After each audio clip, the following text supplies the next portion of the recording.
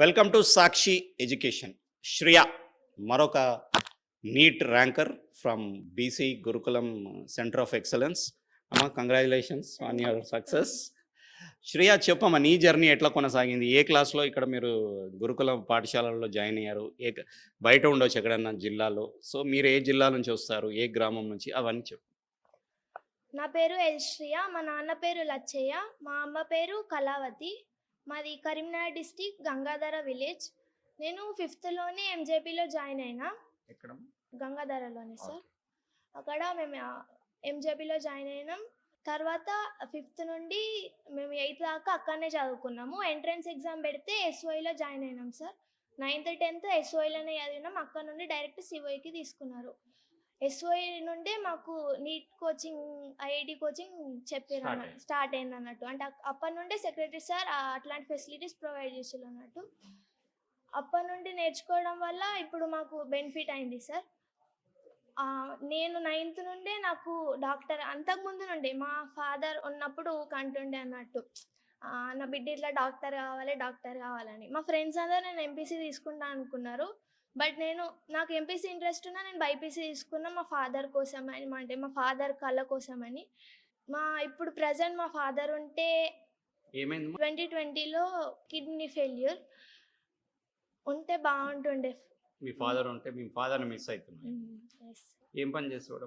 మా father farmer, mother beedi worker sir. Okay. So ఎట్లా అమ్మని పెంచింది? అమ్మనే చూసుకున్నది. మేము 2 సిస్టర్స్. ఓకే. అక్కది ఇద్దరు పీజీ అయిపోయింది. పెద్దక్క గ్రూప్స్కి ప్రిపేర్ అవుతుంది. చిన్నక్క ఇప్పుడు ప్రజెంట్ పీజీ చేస్తుంది సార్.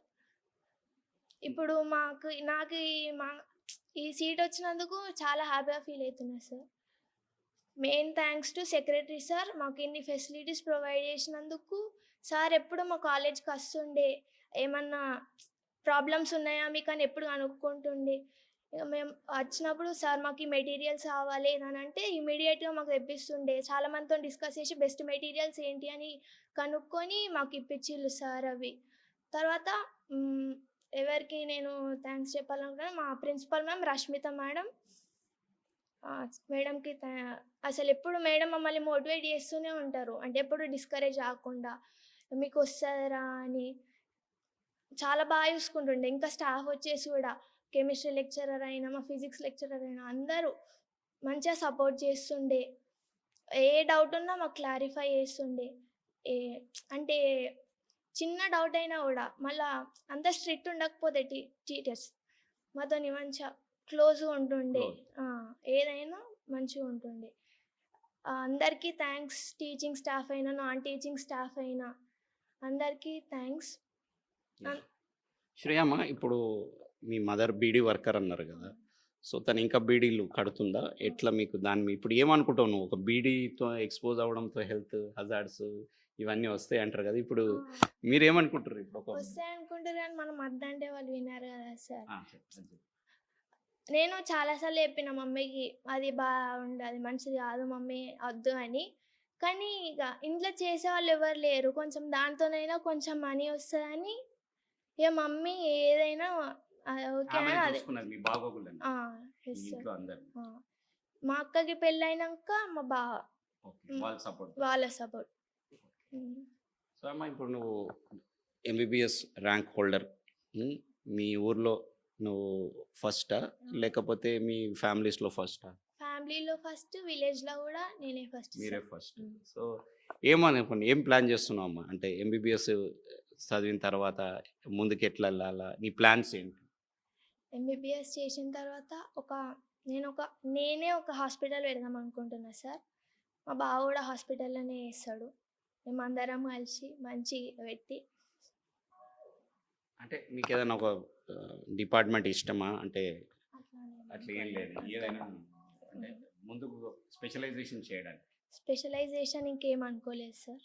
ఓకే. సో ఎంబీబీఎస్ మీరు ఈ మూమెంట్నే ఇంకా ఎంజాయ్ చేస్తున్నావు.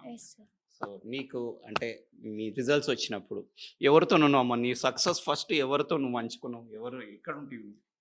యాక్చువల్గా నైట్ రిలీజ్ చేసేళ్ళు ఈ రిజల్ట్స్. నాకు తెలియదు సార్. మా ఫ్రెండ్ కాల్ చేసి చెప్పింది ఇట్లా రిజల్ట్స్ వచ్చినాయని. నేను మమ్మీకి చెప్పలేదు. మమ్మీ టెన్షన్ పడతదని నేను, అక్క లేసి చూసినాం మార్క్స్. చూసినాక మమ్మీకి చెప్పిన. మమ్మీని లేపి, "మమ్మీ ఇంతొచ్చినాయి మార్క్స్, ర్యాంక్ ఇంతొచ్చిందనంటే" ఇగ మమ్మీ చాలా హ్యాపీగా ఫీల్ అయిందన్నట్టు. డాడీని మిస్ అయినాము. చాలా సార్. ఉంటే చాలా బాగుంటుండే మా డాడీ ఉంటే. ఊకే అంటుండే, "నా బిడ్డ డాక్టర్ అయితది, నా బిడ్డ డాక్టర్ అయితది" అని. ఇప్పుడు నీట్ ఎగ్జామ్ ఫస్ట్ లీక్ అయినప్పుడమ్మా నువ్వు ఇంటికాడ ఉంటావా? ఎట్లా మళ్ళీ ఇక్కడికి వచ్చిర్రా మీరు? మీ స్టాఫ్ ఇక్కడ టీచర్స్ ఎట్లా ఇది చేశారు? మేము ఇంటి దగ్గర ఉన్నాము. తర్వాత పేపర్ లీక్ అయిందని తెలిసింది సార్. తెలిసింది. తర్వాత అప్పుడు కూడా మరి మళ్ళీ సెక్రటరీ సార్, సరే పాపం పిల్లలు అని మళ్ళీ మా కోసం షార్ట్ టర్మ్ పెట్టించారు సార్ సెక్రటరీ సార్. సెక్రటరీ సార్కి చాలా థ్యాంక్స్. తర్వాత మేము షార్ట్ టర్మ్ తీసుకున్నాము. తీసుకొని అక్కడ మంచిగా చెప్పిర్రు, వచ్చినాం సార్ అక్కడ. సో ఎట్లా ఉండేదమ్మా ఇక్కడ మీ స్టడీ అవర్స్?